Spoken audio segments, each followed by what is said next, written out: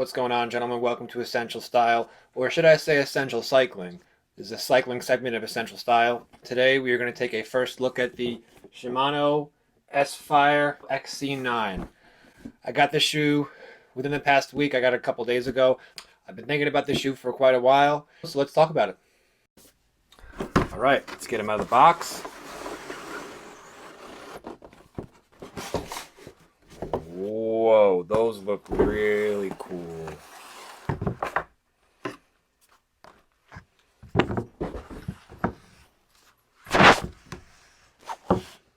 I have taken these out already. This is not a true unboxing, and I have tried them on before. So we've got a really nice shiny blue type of shoe. Really just it really just looks nice. The video doesn't do it justice. So we've got really soft fake leather polyurethane, I guess you could call it. Very stiff shoe. This is a performance shoe after all. We got the dual boas. The dual boas are nice because you can really customize the fit. On my right foot, for example, I have a bit of a higher arch than my left foot, so I can crank down up here, but I don't have to crank down here. Whereas I know some of the boa shoes I've seen with just a single boa dial, you don't really have much of a choice. It just tightens down over the entire shoe or just loosens it. You can't get much of a customized fit, so I do like that. This Michelin tread, of course, it's good. That's where you put the cleat right there. Looks pretty good. It'll be a little bit easier to walk in these in a true 3-bolt road shoe. This is a nice little added feature they gave. They call this a cat's tongue texture. If you push it like that, it's nice, but if you try to pull like that, it just kind of holds it. I think the texture is pointed down, so when you try to take your foot out of it, it catches it a bit. It just prevents that little flip-flop effect. If you're walking, or if you're, if I'm kneeling down trying to change a flat tire, I've gotten it with my Giro shoes before. Kind of a nice touch. And this is the other one, same thing. Another thing that I really like too about these shoes, doing that the wrong way, is that I've heard that instead of lacing the boa dials all the way across like they do on some other shoes, I've heard that that's a lot less uncomfortable. I've read that. Whereas what the Shimanos do is they have this nice big thing, and then the boa just tightens this nice little big flap over your foot. Just a lot more comfortable.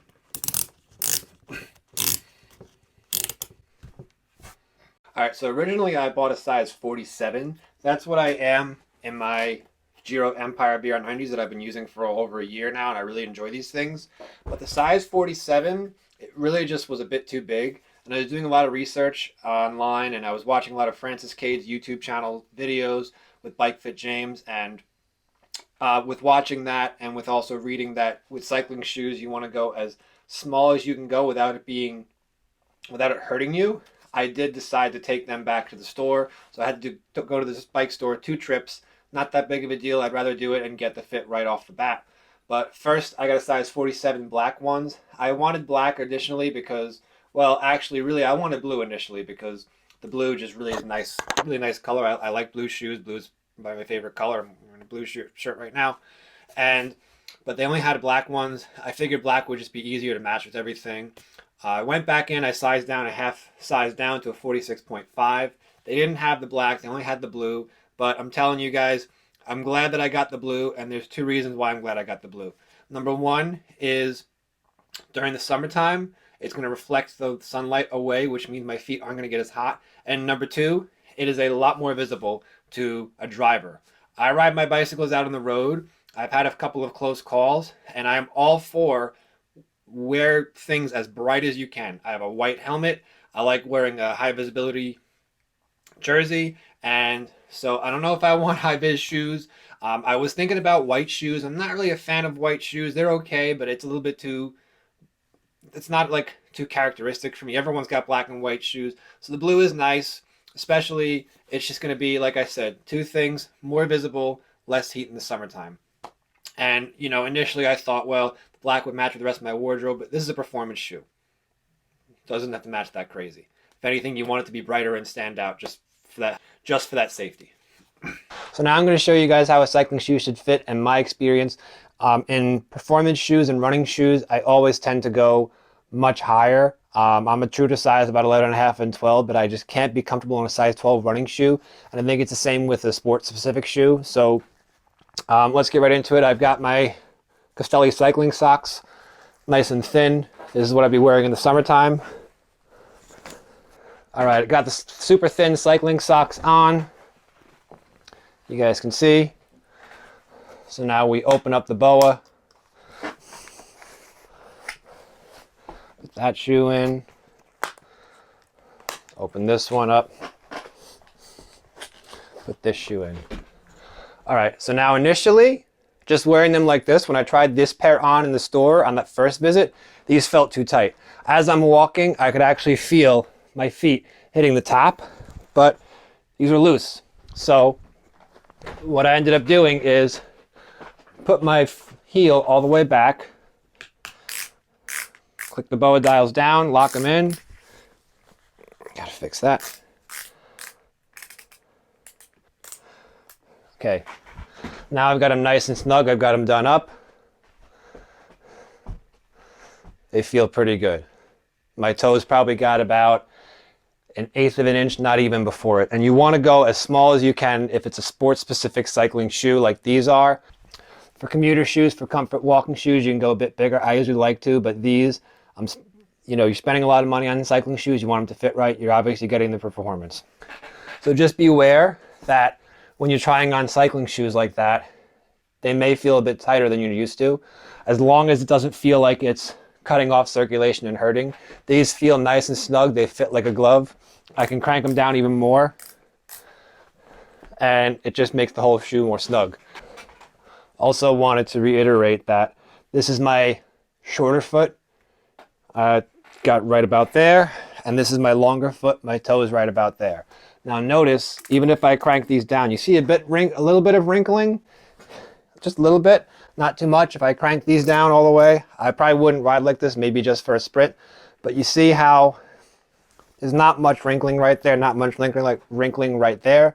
I'll throw up a picture somewhere of the black ones that they were just wrinkling like crazy.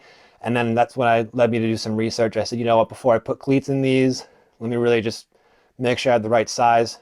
Because quite frankly, going, like I was saying before, you're spending a lot of money on cycling shoes. You obviously want them for comfort and performance. You want them to fit right. This is not the time to go two sizes too big like I normally do in my running shoes. Take them off, super easy. I don't miss my lace ups at all. And now I just wanted to compare these to the Giros that I've been wearing. I thought they were okay, but I noticed that sometimes in the summertime when I'm wearing these cycling socks, these Castellis, these are the thinnest ones, the Giros just ended up feeling way too big. So we'll get these all tied.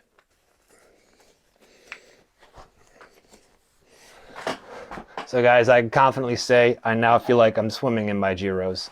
I have a ton of room. I can move my foot left and right. I can shift my foot forward and back, and my foot actually hits the top of the shoe.